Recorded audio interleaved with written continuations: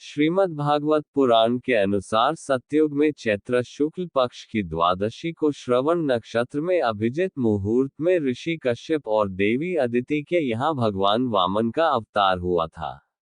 ऋषि कश्यप उनका उपनयन संस्कार करके उन्हें बटुक ब्राह्मण बनाते हैं।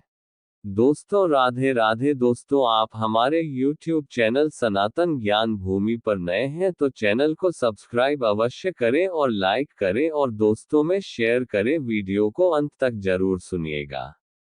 दोस्तों वामन अवतार में भगवान विष्णु अपने पिता से आज्ञा लेकर राजा बलि के पास दान मांगने के लिए जाते हैं।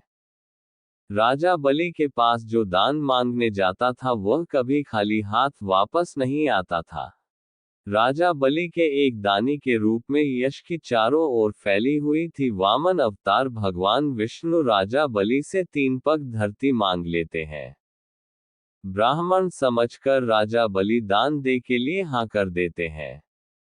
शुक्राचार्य इसके लिए बलि को सतर्क भी करते हैं, दान देने से रोकते हैं। तब वामन भगवान राजा बलि से कहते हैं कि संकल्प कीजिए। शुक्राचार्य के रोकने पर भी बलि इस पर ध्यान नहीं देता। फिर वामन भगवान विराट रूप धारण कर 2 पग में त्रिलोक्य नाप देते हैं। तब पूछते हैं, राजन अब मैं अपन तीसरे पैर कहाँ रखूं?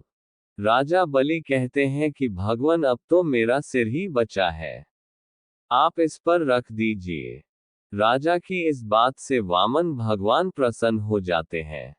बलि की दानवीरता से प्रसन्न होकर भगवान ने उसे चिरंजीवी रहने का वरदान देकर पाताललोक का स्वामी बना दिया और सभी देवताओं को उनका स्वर्ग लौटा दिया। दोस्तों वामन भगवान राजा बलि से क्यों मांगते हैं 3 पग धरती? इसकी कथा कुछ इस प्रकार है। दोस्तों कश्यप ऋषि की पत्नी दिति के 2 प्रमुख पुत्र हिरण्यकश्यप और हिरण्याक्ष थे। हिरण्यकश्यप के 4 पुत्र थे, अनुहल्लाद, हल्लाद, भक्त प्रहलाद और सहलाद। प्रहलाद के कुल में विरोचन के पुत्र राजा बलि का जन्म हुआ। बलि अपार शक्तियों का स्वामी लेकिन धर्मात्मा था। दान पुण्य करने में वह कभी पीछे नहीं रहता था। उसकी सबसे बड़ी खामी ये थी कि उससे अपनी शक्तियों पर घमंड था और वह खुद को ईश्वर के समकक्ष मानता था और वह देवताओं का घोर विरोधी था। राजा बलि का राज्य संपूर्ण दक्षिण भारत में था। उन्होंने महाबलीपुरम को अपनी राजधानी बनाया था। दोस्तों राजा बलि ने विश्व विजय की सोचकर अश्वमेध यज्ञ किया और इस यज्ञ के चलते उसकी प्रसिद्धि चारों ओर फैलने लगी। अग्निहोत्र सहित उसने 90 यज्ञ संपन्न कराए थे और इस तरह उसके राज्य और शक्ति का विस्तार होता ही जा रहा था। तब उसने इंद्र के राज्य पर चढ़ाई करने की सोची। इस तरह राजा बलि ने 99वें यज्ञ की घोषणा की और सभी राज्यों और नगरवासियों को निमंत्रण भेजा। यदि बलि के 100 यज्ञ पूर्ण हो जाते तो वह अजर अमर होकर संपूर्ण त्रिलोक्य का स्वामी बन जाता। दोस्तों देवता लोग राजा बलि को नष्ट करने में असमर्थ थे। बलि ने देवताओं को यज्ञ करने जितनी भूमि ही दे रखी थी। सभी देवता अमर होने के बावजूद उसके खौफ के चलते छिपते रहते थे। तब सभी देवता विष्णु की शरण में गए। विष्णु ने कहा कि राजा बलि भी मेरा तो एक भक्त है, फिर भी आप लोगों के लिए मैं कुछ युक्तियां सोचूंगा। दोस्तों तब भगवान विष्णु ने वामन रूप में अदिति के यहाँ जन्म लिया और एक दिन जब बलि यज्ञ की योजना बना रहा था तब वे ब्राह्मण वेश में वहां दान लेने पहुंच गए। उन्हें देखते ही शुक्राचार्य उन्हें पहचान गए।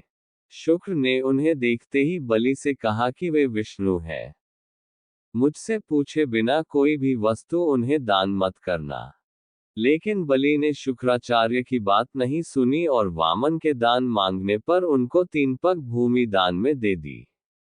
जब जल छोड़कर सब दान कर दिया गया तब ब्राह्मण वेश में वामन भगवान अपने विराट रूप में आ गए और 1 पग में भूमंडल नाप लिया, दूसरे में स्वर्ग और तीसरे के लिए बलि से पूछा कि तीसरा पग कहाँ रखूं। पूछने पर बलि ने मुस्कुराकर कहा, इसमें तो कमी आपके ही संसार बनाने की हुई, मैं क्या करूं भगवान। अब तो मेरा सिर ही बचा है। इस प्रकार विष्णु ने उसके सिर पर तीसरा पैर रख दिया। उसकी भक्ति से प्रसन्न होकर विष्णु ने उस पाताल में रसातल का कलयुग के अंत तक राजा बने रहने का वरदान दे दिया। तब बलि ने विष्णु से एक और वरदान मांगा। राजा बलि ने कहा कि भगवान, यदि आप मुझे पाताल लोक का राजा बना ही रहे हैं तो मुझे वरदान दीजिए कि मेरा साम्राज्य शत्रुओं के प्रपंचों से बचा रहे और आप मेरे साथ रहें। अपने भक्त के अनुरोध पर भगवान विष्णु ने राजा बलि के निवास में रहने का संकल्प लिया। पातालपुरी में राजा बलि के राज्य में 8 प्रहर भगवान विष्णु सशरीर उपस्थित रह उनकी रक्षा करने लगे और इस तरह बलि निश्चिंत होकर सोता था और संपूर्ण पातालपुरी में शुक्राचार्य के साथ रहकर एक नए धर्म राज्य की व्यवस्था संचालित करता था।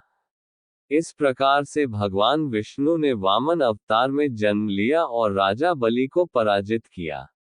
दोस्तों, ये जानकारी आपको अच्छी लगी हो तो कृपया वीडियो को लाइक करें, चैनल को सब्सक्राइब करें और कमेंट में जय श्री राम अवश्य लिखें। धन्यवाद भी दोस्तों।